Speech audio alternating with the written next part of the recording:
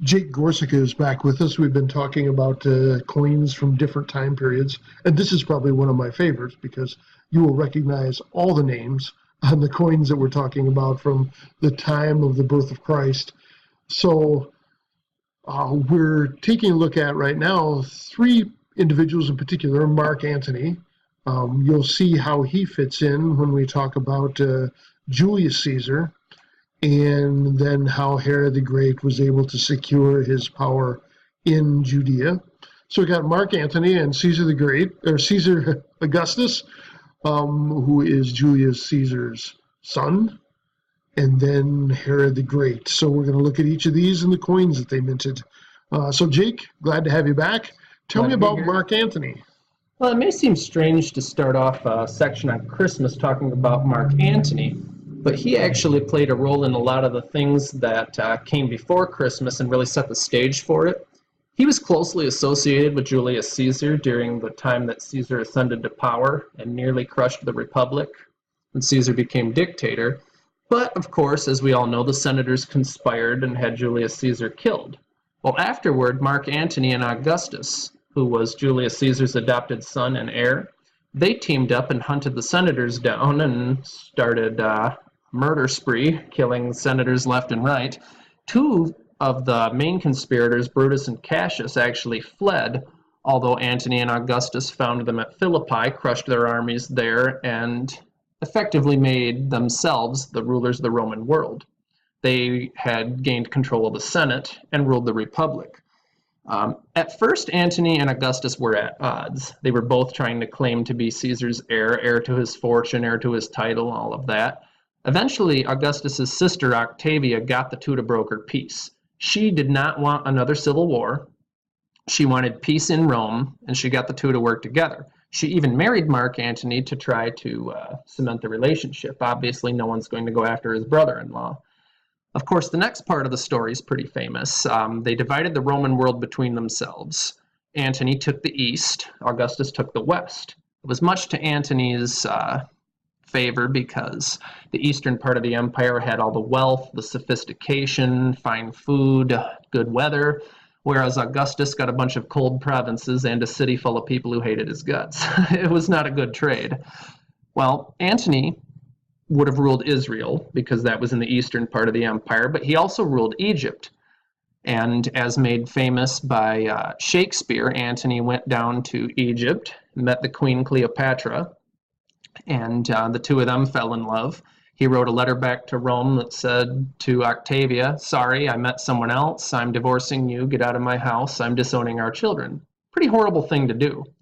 It's also a very unwise political move because when he married Cleopatra, he restored her to her old title and made her queen of Egypt. Well, now if Augustus went after Antony, it was no longer a civil war.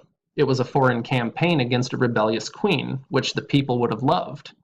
They did love it, and Mark Antony was completely defeated. And he and Cleopatra both committed suicide, and Augustus became the undisputed ruler of the entire Roman world. He actually talked to King Herod and asked him whether or not he would serve him. And Herod said to Augustus, "As loyal as I was to Mark Antony, I could be just as loyal to you." That's an exact quote. And for some reason, Augustus bought it, and that's how Herod got to remain king of Judea. Now, on this specific denarius, it's very worn, and it's actually looks like it may have taken a few hammer blows in its lifetime. On the back, which is the left picture, you can see a war galley. And on the front, you can see the remains of a couple military standards, which were the symbols of the Roman army. So Antony was really trying with this coin to boast about his navy and his army, saying, "I'm powerful, don't touch me." Very cool. All right, so you mentioned Caesar Augustus or Octavian. Tell us about his world. Caesar Augustus, both of those names are actually titles, believe it or not. He was born with the name Gaius Octavius, which is the same name as his father. After he won a great military victory, they changed his name to Octavian. Anytime someone's name ends with an N, that usually means that person was a great military hero. Augustus is a title that means the revered one or the son of a god. Senate granted him that title in 27 BC when he became the first citizen, quote unquote, of the new republic. In reality, he had become Rome's first emperor. The reason he had the title Caesar is because he was the adopted heir of Julius Caesar. He was Caesar's relative. In fact, Julius Caesar was his great uncle, his mother's uncle. So their relation was pretty far out there, but Caesar adopted him as his heir, which is why he became the master of the Roman world. These coins are both provincial. They were minted during Augustus's reign, and they actually bear the image of Augustus on the front. Under Augustus's coin reforms, all coins had to bear the image of the emperor, even those minted in the provinces. The Jews got special considerations because their laws forbid graven images, so he allowed them to mint coins with inanimate objects, but it had to display the emperor's title. On the back of the other coin on the right, you can see an inscription, pretty hard to read, it's worn out, but it's for the town of Julia Traducta, which was a colony Augustus established in Spain. Even the coin with his portrait is a Spanish coin. It was from another colony called Colonia Patricia, a colony that he established and gave to a bunch of his soldiers to live in. But even though that coin was minted in Spain, it somehow made its way to Israel because that's where it was unearthed. The reason we're bringing up Caesar Augustus when we're talking about Christmas is that he was actually mentioned in the gospel account at the time of Christ's birth. He instituted a census, according to Luke, that each person should go to his hometown or the town of his ancestors to be registered. This wasn't really the Roman decree, but the decree that he made was actually a series of reforms that included censuses. The going theory is that he allowed the provinces to conduct the censuses in the way that they traditionally had.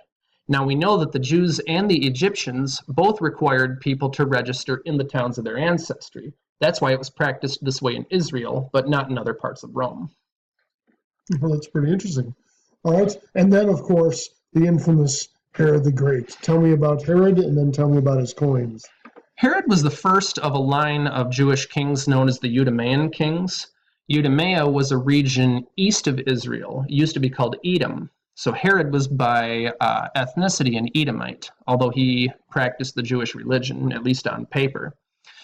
The Edomites are actually Esau's descendants, which is why they were at odds with the Jews so often, because, you know, the whole contention between Jacob and Esau.